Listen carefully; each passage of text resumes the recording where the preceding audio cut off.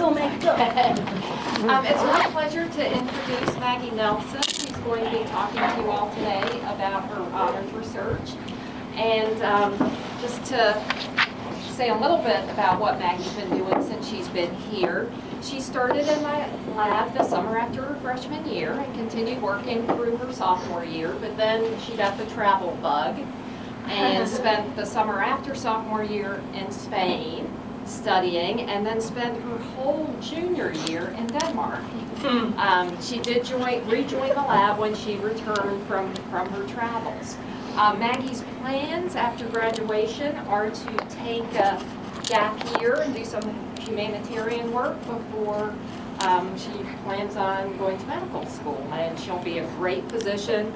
She's been a wonderful worker in the lab. She's energetic and she's cheerful, so it's always a great to go into the lab and be working with Maggie. She's actually been involved in 2 projects since she's been working in my lab. Both of them do focus on this protein, the VMAT1 transporter, and today she's actually going to talk about one of those projects and how this transporter is involved in neuropsychiatric disorders. So with that, Maggie.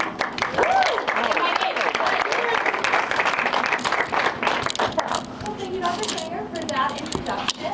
And as she said today, I'm very excited to talk to you all about the topic that my research has been about, vesicular monoamine transporter, or VMAT1. And today specifically, I'm going to talk about this transporter's role, its involvement in neuropsychiatric disorders. Actually, Maggie, to stop for 1 minute, we didn't hook up the mic. You want to do that? Can you hear me? Can you hear in the back? Would it be better to have the mic? Sort of. Yeah? Is that here? Big boys.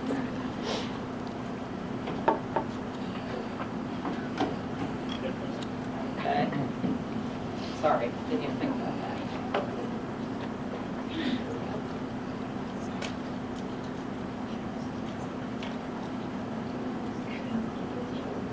There you go. The other one.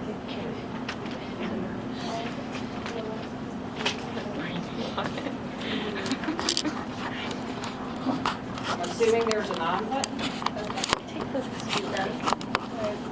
It's like I do this too.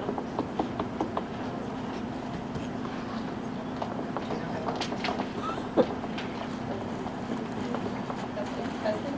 No? Hello? No? No. There you go. Hey! I'm fine. Can you hear me back there? Yes? Yes? Okay. Cool. You go. All right. So what is vesicular monoamine transporter? Well, vesicular monoamine transporter, or VMAT, is a transport protein that's integrated in our intracellular vesicle membranes. It's found primarily in presynaptic neurons, and as you can see from this figure, it transports monoamines into our vesicles against their concentration gradient. In addition, it's an antiporter, so it also transports protons with their concentration gradient from inside the vesicle into the cytosol. Now, this transporter plays a critical role in signaling because it allows cells to store and then later release monoamines. Now, there are 2 types of VMAT, and they differ mainly by their location in the body. VMAT1 is found in our extraneural tissues, for example, the adrenal medulla. And VMAT2 is found in the peripheral as well as the central nervous system. However, I should note that recent research has found that VMAT1 is found in specific regions of the adult as well as the embryonic developing brain. Now, this figure is just showing VMAT at work, transporting protons out of the vesicle, transporting a monoamine in, and then storing it for later release into the synapse when appropriate. So we know VMAT transports things. So what are these things it's transporting? Those are monoamines or catecholamines. These are organic molecules produced by the sympathetic nervous system, and they influence central and peripheral nervous system activity. As I already said, they're transported between the cytosol and synaptic vesicles by VMAT, and high levels of these catecholamines are often associated with stress. Now, you might not have heard the word catecholamine before, but I'm sure you've heard of some types of catecholamines, such as dopamine, norepinephrine, serotonin, etc. Now I'm going to take a bit of a turn here and talk about schizophrenia. Schizophrenia, as we all know, is a debilitating mental disorder that's associated with the breakdown of thought processes and emotional responsiveness. Its symptoms include, but are not limited to, hallucinations, delusions, affected speech, and thoughts. You might think this is a rather rare disorder, but those affected actually make up 1% of the worldwide population over 18 years of age, and that adds up to 2.2 million people in the U.S. A recent figure also cited that it costs around $63 billion in care and lost work in the U.S., only in the U.S. yearly. As far as the prognosis of schizophrenia, this disorder manifests in young adulthood or quote-unquote teenage years from about ages 18 to 25. The quality of life is poor to very poor despite treatment that has been developed with antipsychotic drugs, and the average lifetime of a person affected with schizophrenia is cut by about 12 to 15 years. As far as the cause of this disorder, it's still a pathway that's not fully illuminated. Scientists think that it's caused by both a combination of environmental as well as genetic factors, such as multiple susceptibility genes. And of course, work on understanding this pathway of the cause of schizophrenia will help us understand the disorder more and thus treat those affected more effectively. So what do VMAT and schizophrenia have to do with each other? Basically, the VMAT1 gene, specifically SLC18A1, has been found to be associated with schizophrenia as well as other neuropsychiatric disorders via genetic linkage studies on the populations affected. What does this mean? People with these neuropsychiatric disorders more frequently have changes in their VMAT1 gene or VMAT1 polymorphisms. In fact, in 2009, it was this VMAT1 gene was number 2 on a list of genes associated with schizophrenia, and today it ranks still 43 out of a grand total of 1,008 genes. As far as further supporting evidence that the VMAT1 gene may be involved in some of these neuropsychiatric disorders, there's evidence that the VMAT1 gene is located on the small arm of chromosome 8 in a confirmed linkage region for both schizophrenia and bipolar disorder. In addition, VMAT1 gene expression has recently been detected in specific regions of the human brain, as I said earlier, and one of these regions includes the embryonic amygdala, and this is a region important in processing emotions. And as I already said, schizophrenia is associated with the breakdown of emotions.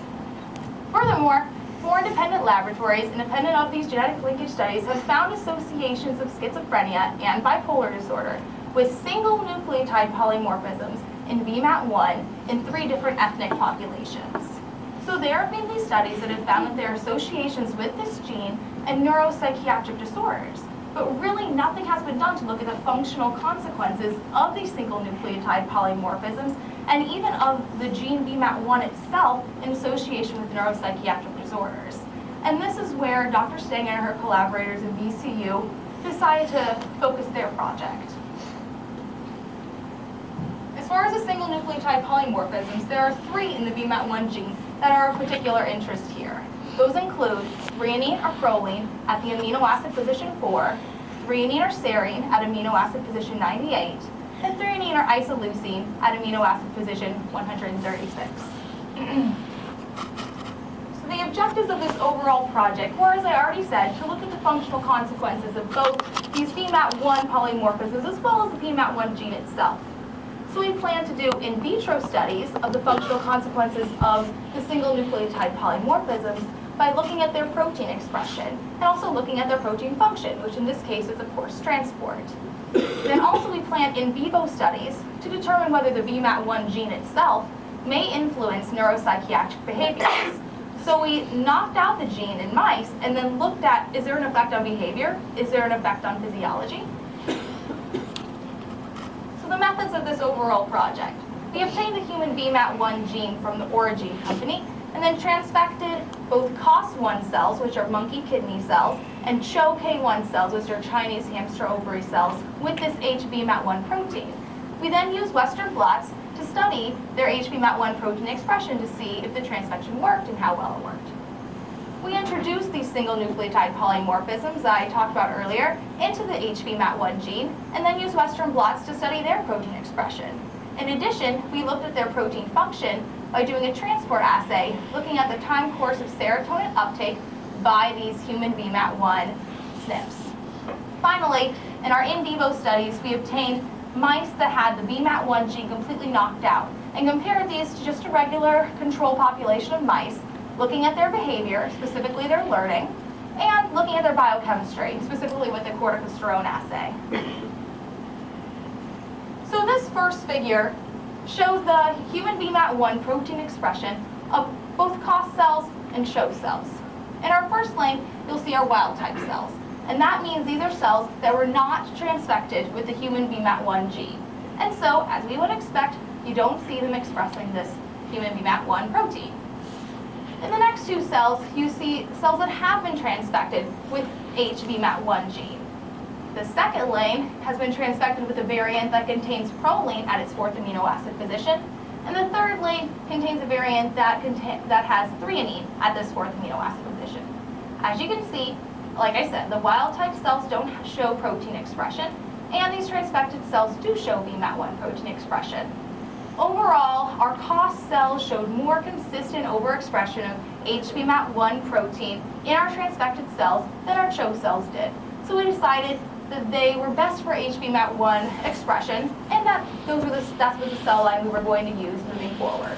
I just want to mention with this first Western blot that the beta-actin line is used as a control. As probably most of you know, beta-actin is in all cells, and so by showing that it is equal in each of these lanes, you can show that you loaded the same amount of protein into the lanes, and that the differences you see here are just due to differences in protein expression and not because you loaded less protein into that well. Okay, so we just looked at protein expression. Now let's look at some protein function. This is looking at serotonin binding of the protein, and that's a regular function of VMAT because it binds to and transports serotonin. First, I want to draw your attention over to the hash bars on the right side of the figure. These show PC12, which is an adrenal rat cell line known to have high levels of VMAT1. So, as expected, the PC12 bar shows high binding to serotonin. However, when PC12 is added to reserpine, which is a known inhibitor specific for VMAT1, its binding decreases significantly, which is what we would expect. Now let's move back over to the left side of the graph. So our wild type cells show little to no serotonin binding because they have not been transfected with their HVMAT gene, and that's what we would expect. These cells in the second bar have been transfected with the HVMAT1 gene, specifically the one that contains proline at its fourth amino acid position. As you can see, they show no increased serotonin binding as compared to the wild type cells. These 4-threonine variant cells do show some slightly increased serotonin binding, but the really interesting thing is that when reserpine was added to these cells, there was no significant decrease in serotonin binding. Now, we repeated this several times and got the same result, and this is concerning because reserpine is a specific inhibitor of VMAT1, and if you can't block your activity with reserpine, you can't prove that it's actually VMAT1 activity. So this was our first hint that maybe something was going on with our gene, and we sent it out to get sequenced. After receiving the sequence back from of our protein, of our gene, we realized that we had in fact been sent the isoform B of VMAT1, which is a rare isoform that was first isolated in a brain tumor and contains a deletion of 33 central amino acids. Computer software generated a possible structure for this, or what's implied by this deletion, and it showed a deletion of both a luminal and a cytoplasmic loop in the structure of this VMAT1 protein, which could easily lead to differences in protein function, as we saw in the previous slide. So after we realized this mix-up, we obtained the correct form of VMAT, which is isoform A, and that's the most prevalent form of VMAT. Its structure you can see on the top part of the slide. So basically the 3 points that it contains are SNPs of interest. It contains a threonine at amino acid position 4, a serine at amino acid position 98, and either an isoleucine or a threonine at amino acid position 136.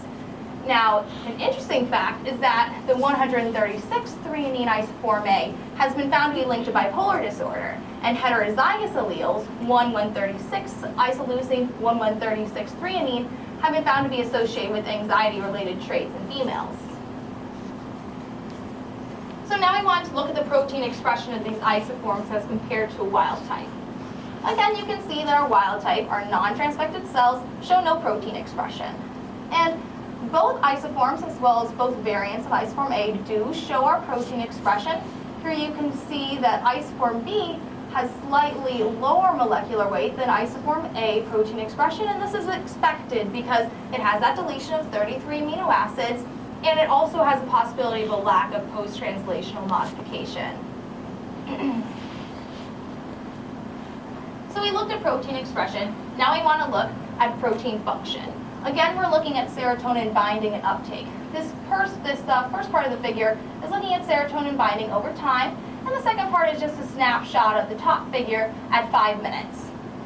So this dashed line you can see are our wild type non-transfected cells, and they show little to no serotonin binding, which means no functional VMAT1 activity, which is what we would expect because they weren't transfected. Then we also have our isoform B on about the same pattern as our wild type cells, showing that has no functional VMAT1 activity as well. Now, both of our isoform A's did show serotonin binding, but what's interesting is that our 136 isoleucine variant of the isoform A gene shows 20 to 50% enhanced transport over our 136 threonine variant.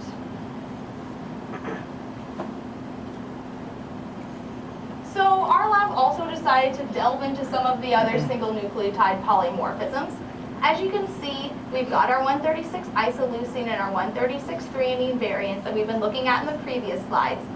But in addition, we transfected the COS cells with a variant of human VMAT1 that has a proline at its 4th amino acid position, as well as one that has a threonine at its 98 amino acid position. And we probed them for human VMAT1. So as you can see, our wild type cells don't show protein expression again, and all of our SNPs do show some protein expression. However, it should be noted that our 4-proline variant consistently showed less protein expression than the other 3 SNPs, which after multiple blots are found to have relatively the same protein expression. So now I'm going to move on to our in vivo studies, and it should be noted here that this was a collaborative study. We worked in conjunction with 2 different labs at BCU, and these behavioral studies were done by Dr. Joe Porter down at BCU, and he's in the midst of performing a lot of really interesting behavioral studies on these mice. So basically we were looking at wild type, just regular mice, and mice that had their VMAT1 gene completely knocked out. And this particular analysis was looking at their learning process. So the way it worked was that they fed mice so that they could maintain 85% of their body weight. Then they allowed the mice to press a lever in order to receive a food reward, but this could only be done after a signal, which in this case was a light and a pulse of sound. So basically on our x-axis we see our number of days, and on our y-axis we see our number of lever presses. And as you go across, you can see how quickly the mice learned this behavior. So on our figure A, we're looking at our wild type and knockout males. And as you can see, the wild type male mice learned this behavior quicker than the knockout, which showed a significant delayed learning phenomenon. This phenomenon is also seen in figure B in the females, and it's even more significant. Figure C just sort of summarizes our results, showing that knockout males and females both had delayed learning, but females had even more delayed learning than the males.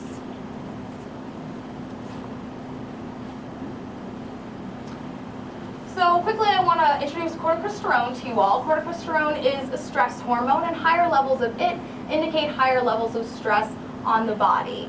Also, higher levels of corticosterone have been shown to have neurocytotoxic activity and also be correlated with learning deficits. So I went on to measure the levels of corticosterone in the populations of mice that we were looking at in the previous slide. So we were comparing males to females, wild type to knockout, and we also separated into a fed group and a fasted group. So the fed group was just fed like regular mice, and the fasted were fed in order to maintain 85% of their body weight. This was just done to correlate to the experiment in the previous slide. So as you can see in these results, first I want you all to look at the figure on the left. These were mice that were at a quote-unquote young adult age, around 12 weeks of age. As you can see, there's no significant difference in corticosterone levels between the wild type and knockout males in both the fed and the fasted groups. However, there is a significant difference between wild type and knockout females in the fed group, with the knockout females having higher corticosterone levels. And this difference is also present in the fasted group and even more significant. The interesting thing is that these differences disappear when the mice reach a fully adult age, as you can see in the figure on the right. So to summarize, and also I'm sure that you all have realized all female mice have a higher level of corticosterone across the board, and this is a known aspect of this species of mice, so this was expected. So to summarize, specifically, younger female mice showed a difference between knockout and wild type in their corticosterone concentration, and then this difference disappeared as the mice aged. Well, one thing you might think is that these differences in corticosterone concentration may have led to the learning deficits we saw in the previous slide, and this is completely possible, but there also have to be some other factors at play, because, for example, there was no difference in the males, and they still showed a learning deficit between the knockout and their wild-type counterparts. Another interesting thing to note is that schizophrenia usually manifests at this young adult age, in these teenage years. And so the biochemistry at these years really is important. And that correlates with this time in the mouse's life as well. All right, so to conclude all of these experiments, basically, there are these single nucleotide polymorphisms found in the human VMAT1 gene, SLC18A1, which are associated with neuropsychiatric disorders such as schizophrenia. And we also found that one of these single nucleotide polymorphisms, the 136 position that we analyzed, is associated with altered transport activity, depending on which, if the threonine or the isoleucine is at that position. We also looked at the VMAT1 knockout mice and found that there was delayed learning in both males and female knockouts, and higher corticosterone levels in female teenage mice that were knocked out. So what do these results suggest? Basically, VMAT1 single nucleotide polymorphisms that have been associated with neuropsychiatric disorders do demonstrate some alterations in function of the protein, as we saw with the 136 threonine and isoleucine variants. Also, defects in VMAT1, in our case knocking out VMAT1, may influence behaviors such as learning. And just to remind you all, schizophrenia is associated with the breakdown of learning processes. Finally, defects in VMAT1 lead to high levels of corticosterone, indicating high levels of stress. And stress plays a huge role in a lot of these psychiatric diseases we're talking about, such as anxiety, depression, and schizophrenia. So future research. This is a very ongoing project, and there's a lot more that needs to be done. So we want to keep looking at the functional consequences of the other VMAT1 SNPs, such as in the 4th amino acid position and in the 98th amino acid position. And this work is currently being performed by Ying Geng in our laboratory, and that's her, me right down there.